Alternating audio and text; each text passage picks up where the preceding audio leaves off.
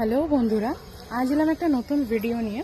এটা হচ্ছে বিয়ের মরশুম চলছে, তো সেই বিয়েতেই কাজে লাগে এমন একটা জিনিস যেটা আমি নিজের ড্রয়িং এবং কালারের মাধ্যমে খুব সুন্দরভাবে ফুটিয়ে তুলতে চেষ্টা করেছি। তো সেটাই আজকে আমি তোমাদের সাথে শেয়ার করব স্টেপ বাই স্টেপ কীভাবে করেছি। তো তোমরা ভিডিওটা শেষ পর্যন্ত দেখো, কেমন লাগছে অবশ্যই আমাকে জানিও এবং লাইক কমেন্ট শেয়ার করে দিও। যদি ভিডিওটা ভালো লাগে অবশ্যই কমেন্টের মাধ্যমে আমাকে জানাতে ভুলো না কিন্তু। তো ভিডিওটা তোমরা শেষ পর্যন্ত দেখো, আশা করি খুব ভালো লাগবে।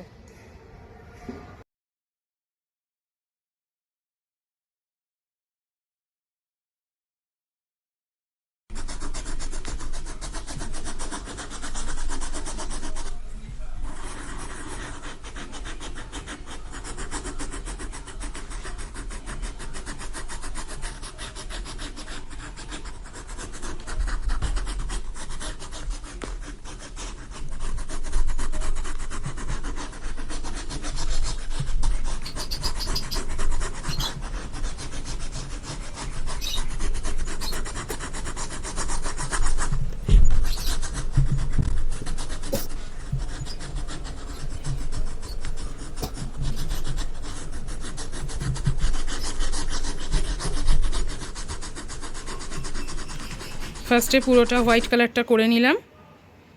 এটা এবার হালকা একটু শুকিয়ে নেব।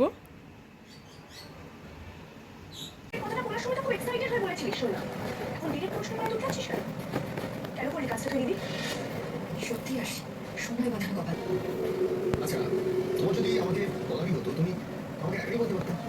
বাড়িতে ঢুকে ড্রয়িং রুমে সবার সামনে ড্রামা করতে না।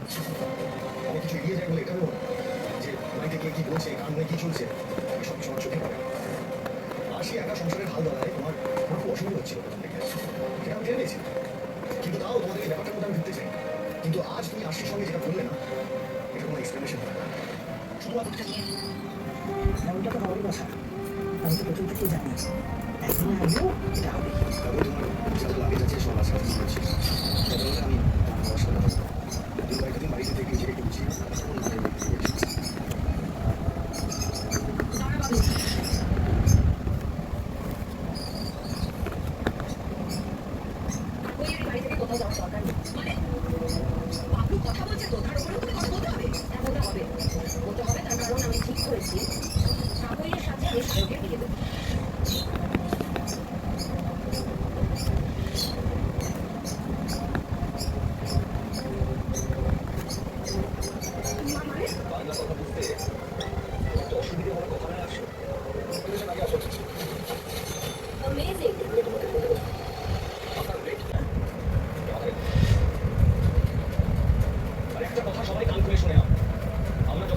সাহেবের সঙ্গে ওর বিয়ে হবে, তখন সাহেবের সঙ্গে ওর বিয়েটা হবে।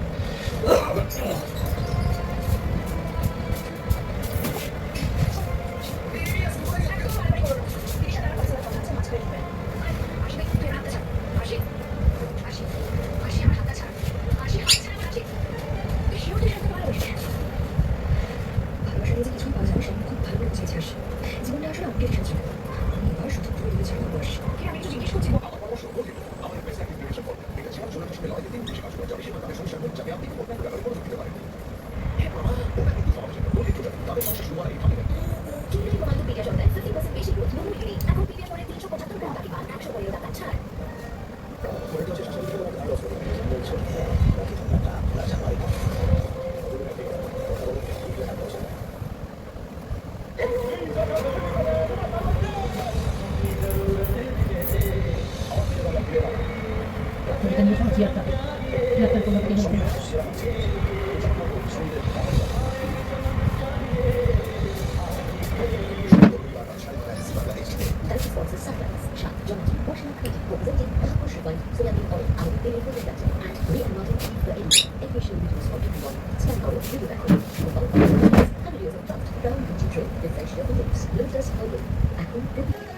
জোর করে তিনি কেউ বদলানোর চেষ্টা করে, তার হিতে বিপরীত হতে পারে।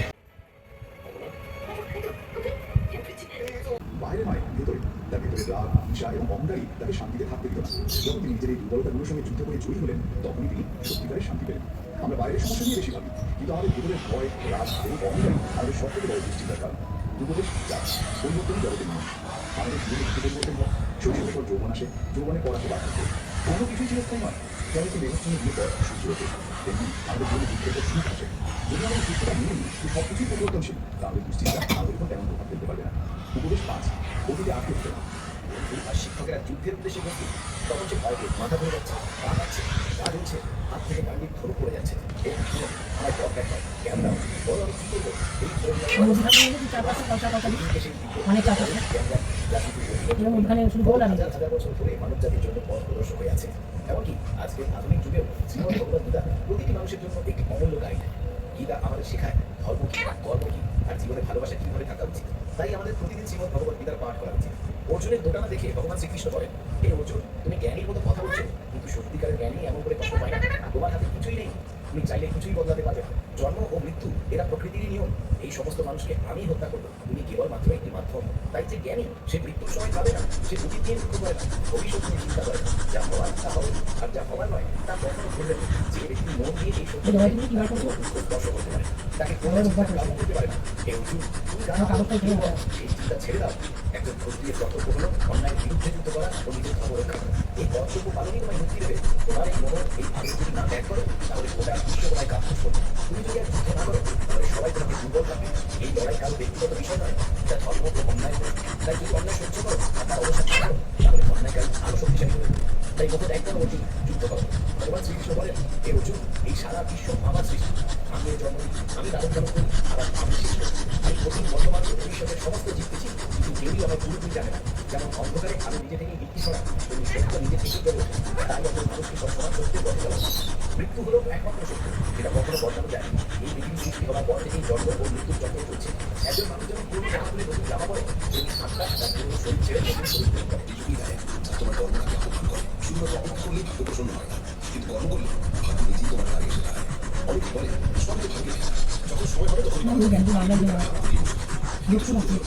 সততা কর্মের সঙ্গে বাধা। ভাগ্য যদি তালা হয়, তবে কর্মই সেই তালা। শুধু তালাটা তাকিয়ে বুঝতে গেলে দরজা কখনো খুলবে না, কিন্তু যদি চাবি ব্যবহার করো, তবে সেই দরজা সহজেই খুলে যাবে। জীবনে এমন অগণিত উদাহরণ আছে।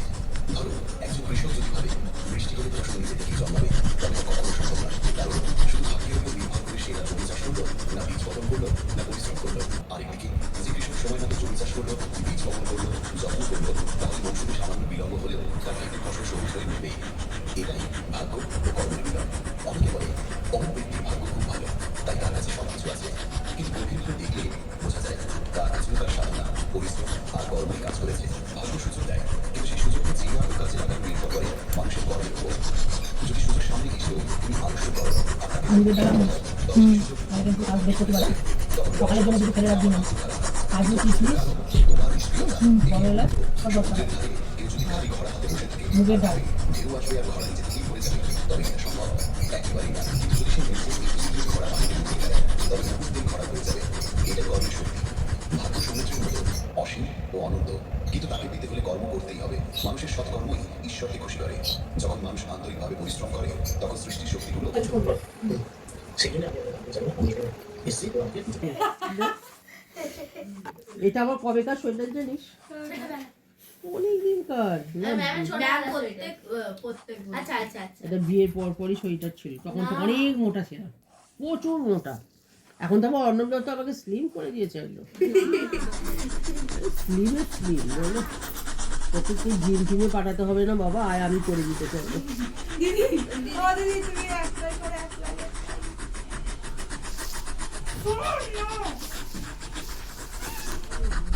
আয় কানে ঢাকা দেওয়ার গলায় ঢাকা দিয়ে ভোর 4টে যদি আসতে পারিস, ভোর মানে বুঝিস রাত্রে ঘুমবি না, ঘড়ির কাঁটা গুনবি, 12টা বাজে, 12টার পর গুনবি, 1টা বাজে, 2টো, এই দেখি 4টে বাজে ছুটবি ওখান থেকে, ছুটে এসে কোথায় দাঁড়িয়ে থাকবি বলতে সেই সময় নিয়ে উদ্যোগ ফেটাবে না, আমাকে পেটাতে হবে না। একটা চিরুনি নিয়ে আর ব্যাস না, চিরুনি যদি এখান থেকে ওখানে যাচ্ছে সকাল 7টার সময় এই তুই করে আমার নামে দোষ দিচ্ছিস, একটা মিষ্টি তো বলছিস তুই খাওয়া দাওয়া লাগছে তারপরে আমি কথা বলবি না রে একদিন। কালকে সকালে উঠছে আলু বড়ি আর ডাঁটা নিয়ে আসবে বুঝলেন দু তরকারি পেরে দিয়ে যাবে ও যে কি করবো মোটা হয়ে গেছে